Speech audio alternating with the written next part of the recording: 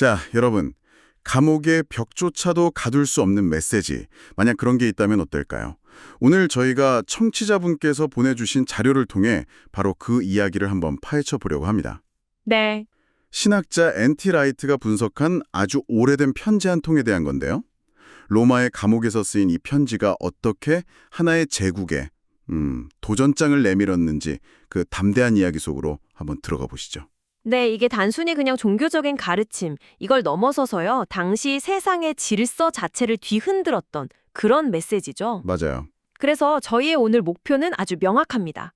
이 편지가 도대체 왜 그렇게 급진적이었는지, 그리고 이게 오늘날 우리에게는 어떤 의미가 있는지 그 핵심을 제대로 파헤쳐 보는 겁니다. 특히 자료에서 제가 제일 흥미로웠던 부분이 바로 이거였어요.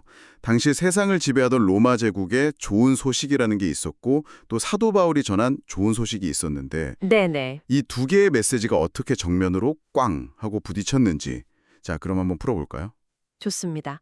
근데 이야기의 시작점부터가 아주 역설적이에요. 그렇죠. 보통 편지를 쓴 사람이 감옥에 갇혔다 이러면 뭔가 좀 절망적이거나 위축된 내용일 거라고 생각하기 쉽잖아요.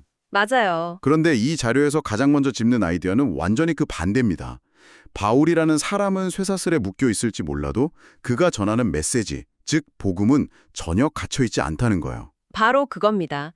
자료에서 사도행전의 마지막 장면을 굳이 언급하는 게 바로 그 이유 때문이거든요. 아, 사도행전 마지막이요? 네. 사도행전은 바울이 어떻게 됐는지, 사형을 당했는지 풀려났는지 결론을 안 알려주고 그냥 뚝 끝나버려요. 맞아요. 좀 허무하게 끝나죠. 독자 입장에서는 좀 그럴 수 있는데 저자는 그게 중요하지 않다고 말하는 겁니다.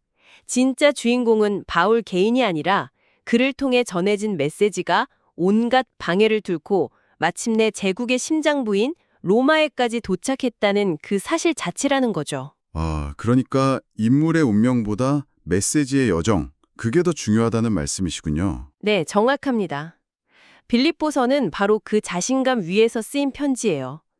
내 몸은 감옥에 있지만 괜찮다. 내가 겪는 이 모든 일이 오히려 메시지가 더 널리 퍼지는 계기가 되고 있다. 와, 그러니 여러분은 흔들리지 말고 이 메시지를 굳게 붙잡아라 하고 격려하는 거죠. 상황이 아무리 최악이어도 메시지 자체의 힘은 절대 꺾이지 않는다는 확신이 글 전체에 그냥 깔려 있어요. 전달자는 묶여있지만 메시지는 자유롭다. 정말 강력한 역설이네요. 그럼 이토록 강력하고 자유로운 메시지는 도대체 어떻게 세상에 퍼져나갈 수 있었을까요? 말로만 전하기에는 한계가 있었을 텐데요. 이제 여기서부터 이야기가 정말 흥미로워집니다. 자료에 따르면 핵심은 말이 아니라 공동체가 살아가는 공적인 삶의 방식 그 자체에 있었어요. 아, 빌립보서 1장 27절에 나오는 메시아의 복음에 합당하게 공적인 삶을 살아가십시오. 저도 이 공적인 삶이라는 단어가 딱 눈에 들어오더라고요. 네, 아주 중요한 단어입니다. 그리고 사실 이 공적인 삶이라는 번역이 원문의 의미를 다 담기에는 조금 부족해요. 그런가요? 바울이 쓴 원래 그리스어 단어는 폴리테우오마이인데 이건 문자 그대로 시민으로 살아가라라는 뜻입니다. 우리가 아는 정치, politics, 정책, policy 같은 단어들의 어원이 되는 바로 그 단어죠. 시민으로 살아가라고요? 그냥 착하게 살아라 이런 도덕적인 권유가 아니었네요? 전혀 아니죠. 훨씬 더 도발적인 의미입니다. 당시 빌립보 사람들은 로마 시민이라는 사실에 엄청난 자부심을 가지고 있었어요. 네네. 그런데 바울은 그들에게 여러분, 물론 당신들은 로마의 시민이겠죠? 하지만 여러분의 진짜 시민권은 하늘에 있습니다. 그러니 이제부터는 그 하늘나라의 시민답게 행동하십시오. 라고 말하는 겁니다. 와, 이건 거의 정치적인 선언이나 다름없었어요. 와. 그게 정말 흥미롭네요. 보통 종교는 개인의 믿음 문제라고 생각하는데 당시에는 공동체의 삶의 방식 자체가 하나의 정치적 성명서처럼 읽혔다는 거군요. 정확합니다. 그게 의도였던 아니든 말이죠. 그래서 자료에서 교회가 세상 속에서 진정한 대안사회가 되어야 한다고 강조하는 겁니다. 그냥 좋은 사람들이 모인 클럽, 이게 아니라 세상과는 전혀 다른 원리, 다른 북소리에 맞춰 행진하는 사회의 모델을 보여주라는 요청이었죠. 그런데 이런 삶의 방식이 매력적인 동시에 아주 위험할 수밖에 없었어요. 왜 위험하다는 건지 이제 좀 감이 오네요. 충성심의 문제 때문이겠군요. 맞습니다. 하늘의 시민답게 산다는 건 결국 나의 최종적인 충성의 대상이 로마의 황제, 즉 카이사르가 아니라는 걸, 아, 예수 그리스도라는 걸 공적으로 선언하는 행위니까요. 로마 제국은 다양한 신들을 섬기는 것에는 비교적 관대했지만 황제에 대한 충성을 거부하는 건 체제에 대한 도전, 즉 반역으로 간주했습니다. 이건 단순히 다른 신을 믿는 걸 넘어서는 문제였군요.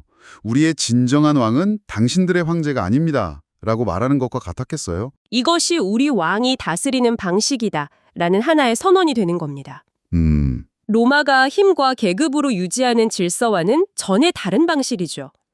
그러니 모든 시대의 카이사르들이 이런 도전을 불편하게 여기고 또 용납하지 않는 건 어쩌면 당연한 일이었습니다. 이 충돌을 제대로 이해하려면 당시 빌립보라는 도시가 어떤 곳이었는지 좀 더 깊이 들여다볼 필요가 있겠네요.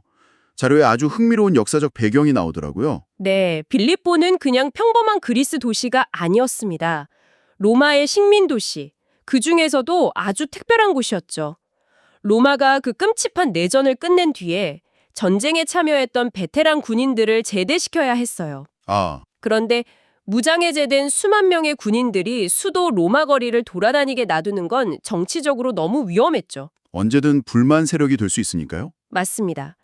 그래서 제국은 그들에게 제국 곳곳에 땅을 나눠주면서 새로운 도시를 건설하게 했습니다. 빌립보가 바로 그런 퇴역 군인들의 정착지 중 대표적인 곳이었어요. 말하자면 미니 로마 같은 곳이었겠네요. 네, 맞아요. 당연히 그곳 주민들은 로마 시민으로서의 정체성이 아주 강했고 로마의 가치와 황제의 권력에 대한 자부심이 하늘을 찔렀습니다. 바로 그런 로마의 심장부와도 같은 곳에서 바울이 여러분의 진짜 시민권은 하늘에 있다고 선언한 거군요. 그런데 더 놀라운 건 로마 제국 역시 그들만의 복음을 가지고 있었다는 점이었어요. 바로 그 지점이 이 이야기의 클라이막스입니다. 당시 로마는 옥타비아누스, 즉 아우구스투스 황제가 길고 끔찍했던 내전을 끝내고 마침내 평화와 번영의 시대를 열었다는 것을 대대적으로 선전하고 있었어요. 아, 이건 제국 전체를 하나로 묶는 공식적인 프로파간다였습니다. 보라, 카이사르 덕분에 평화가 왔다. 새로운 황금 시대가 열렸다 하면서요. 그리고 그 중심에 세상의 구원자로 포장된 황제가 있었고요. 여기서 정말 소름 돋는 건 자료가 정확히 짚어내고 있듯이 로마가 이 선전을 위해 사용했던 단어들입니다. 그들은 황제가 가져온 평화와 번영의 소식을 유앙겔리온, 즉 복음 또는 좋은 소식이라고 불렀습니다. 네, 황제는 당연히 주님이었고 홍돈에 빠진 세상을 구했으니 구원자였죠. 잠시만요. 그럼 복음이나 주님, 구원자 같은 단어들이 우리가 지금 교회에서 쓰는 바로 그 단어들이 원래는 황제를 위한 정치 선전 문구였다는 말씀이시죠? 그렇습니다. 와, 이건 거의 뭐랄까 애플이 쓰던 Think Different라는 슬로건을 삼성이 그대로 가져와서 우리 제품에 쓴 거나 마찬가지잖아요. 브랜드 영어를 완전히 하이제킹한 거네요. 정말 충격적인데요? 정확한 비유입니다. 엄청나게 도발적인 행위죠.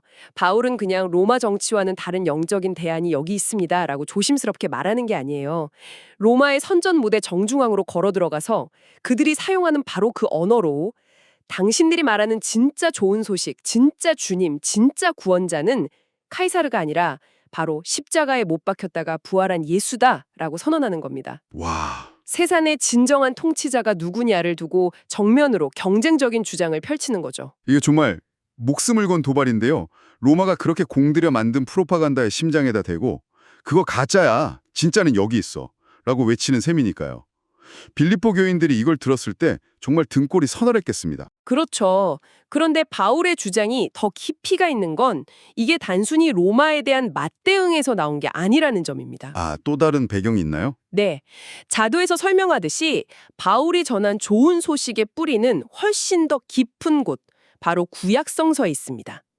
특히 이사야서를 보면 바벨론의 포로로 잡혀간 이스라엘 백성에게 하나님께서 마침내 왕으로 돌아오셔서 그들을 구원하실 것이라는 좋은 소식을 선포하는 장면이 나와요. 좋은 소식을 전하는 자의 발이 산을 넘으니 어찌 그리 아름다운가 하는 그 유명한 구절 말씀이시죠. 맞습니다. 바로 그거죠. 그러니까 바울에게 예수는 그저 로마 황제에 대한 대항마가 아니라 이스라엘의 아주 오래된 역사와 약속의 최종적인 성취였던 겁니다. 그렇군요. 그 거대한 역사적 관점에서 보면 카이사르가 내전을 끝내고 가져왔다는 그 좋은 소식은 진짜 좋은 소식의 어설픈 모조품, 자료의 표현을 빌리자면 일종의 패러디에 지나지 않았던 겁니다. 패러디요? 네, 여기서 패러디는 웃기다는 뜻이 아니라 원본을 흉내낸 가짜나 알에 가깝다는 거죠. 진짜 왕이신 하나님이 예수를 통해 세상을 다스리러 오셨는데 로마 황제가 군사력으로 그럴듯하게 흉내내고 있다는 신학적 비판인 셈입니다. 그렇군요. 이제 전체 그림이 명확하게 그려지네요. 한쪽에는 막강한 군사력과 정치 권력을 가진 로마 제국과 그들의 황제 복음이 있고, 다른 한쪽에는 빌립보의 작고 연약한 신앙 공동체와 그들의 예수 복음이 있는 겁니다. 이 다윗과 골리앗 같은 싸움에서 바울은 도대체 이 작은 공동체가 어떻게 거대한 제국과 경쟁할 수 있다고 생각했을까요? 바로 그들의 주장, 그 진리를 살아냄으로써 가능하다고 본 것입니다. 자료는 이것이 빌립보서의 핵심 메시지라고 강조해요. 즉, 좋은 소식을 눈에 보이게 만들라는 거죠. 아, 눈에 보이게요? 네. 말로만 예수가 주님이다 라고 외치는 게 아니라 그들의 공동체적인 삶 전체가 그 주장에 살아있는 증거가 되게 하라는 겁니다. 눈에 보이는 좋은 소식이라? 구체적으로 어떤 모습일까요? 예를 들면 이런 거죠. 로마 사회는 철저한 계급 사회였습니다. 주인이 있고 노예가 있고 부자와 가난한 자의 구분이 명확했죠. 네. 그런데 교회 공동체 안에서는 주인과 노예가 형제자매로 서로를 대하고 부유한 사람이 가난한 사람을 위해 자기 것을 아낌없이 내어놓습니다. 로마 사회가 힘과 권력으로 상대를 억누를 때 이 공동체는 오히려 가장 낮은 자리에서 서로를 섬깁니다. 아, 외부의 핍박과 어려움 속에서도 원망하는 대신 기쁨과 감사를 잃지 않고요. 그 삶의 방식 자체가 로마가 제공하는 평화와는 질적으로 다른 진짜 평화가 어떤 모습인지를 보여주는 일종의 전시장이 되는 거군요. 바로 그겁니다. 그들의 겸손, 관대함, 기쁨, 서로를 향한 사랑, 이 모든 구체적인 삶의 모습들이 바로 하나님의 통치는 이런 것이다. 이것이 진짜 평화고 진짜 인간다운 삶이다 라고 세상에 보여주는 살아있는 광고판이 된다는 의미입니다. 결국 공동체의 삶 자체가 가장 강력한 설교이자 선언이 되는 셈이죠. 이 지점에서 자료가 현대, 특히 서구 교회를 향해 아주 날카로운 질문을 던지는 것 같아요. 우리는 과연 세상을 향해 대안적인 삶의 방식을 보여주는 이 도전을 제대로 감당하고 있는가 하는 질문이요. 네, 매우 중요한 지적입니다. 현대 서구 사회에서는 신앙이 점점 더 개인의 내면 문제, 즉 사적인 영역으로 밀려나는 경향이 강하잖아요. 맞아요. 내가 뭘 믿든 그건 내 마음속의 일이고 공적인 삶의 방식과는 무관한 것으로 여겨지기 쉽죠. 하지만 바울이 빌립보 교인들에게 던졌던 도전은 정반대였습니다. 너희의 믿음이 진짜라면 그것은 반드시 세상 사람들이 눈으로 볼 수 있는 독특하고 매력적인 공동체의 삶으로 나타나야 한다는 것이었죠. 공동체의 삶 자체가 메시지의 가장 강력한 증거가 되어야 한다는 생각. 이것이야말로 세상을 놀라게 하고 또 세상 사람들에게 저 사람들은 도대체 왜 저렇게 다르게 살지? 라는 질문을 던지게 만드는 힘이라는 거군요. 그렇습니다. 논쟁에서 말로 이기는 것이 아니라 다른 종류의 현실을 몸소 살아냄으로써 보여주는 것. 세상의 폭력과 경쟁의 논리로 움직일 때 용서와 환대의 공동체로 존재하는 것. 세상의 불안과 탐욕에 휩싸일 때 감사와 나눔의 공동체로 살아가는 것. 바로 그 모습 자체가 세상에 들어본 적 없는 가장 강력하고 아름다운 좋은 소식이 되는 겁니다. 오늘 저희는 감옥에 갇힐 수 없는 메시지에서 시작해서 하늘의 시민들로 구성된 대한사회, 그리고 카이사르의 복음과 예수의 복음 사이의 정면 충돌에 이르기까지 깊이 파고들어 봤습니다. 핵심은 결국 이거였네요. 믿음이란 단순히 개인적인 신념 체계에 머무는 것이 아니라 세상을 향해 전혀 다른 가능성을 보여주는 구체적이고 공적인 삶으로 드러나야 한다는 것. 네, 모든 논증은 결국 그 지점으로 귀결됩니다.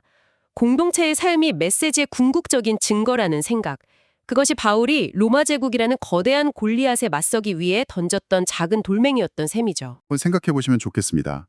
만약 우리의 삶, 우리 공동체의 공적인 모습이 우리가 믿는 바를 보여주는 가장 중요한 광고판이라면 오늘 우리의 삶은 세상 사람들의 눈에 어떻게 비치고 있을까요? 과연 어떤 메시지를 세상에 보내고 있을까요?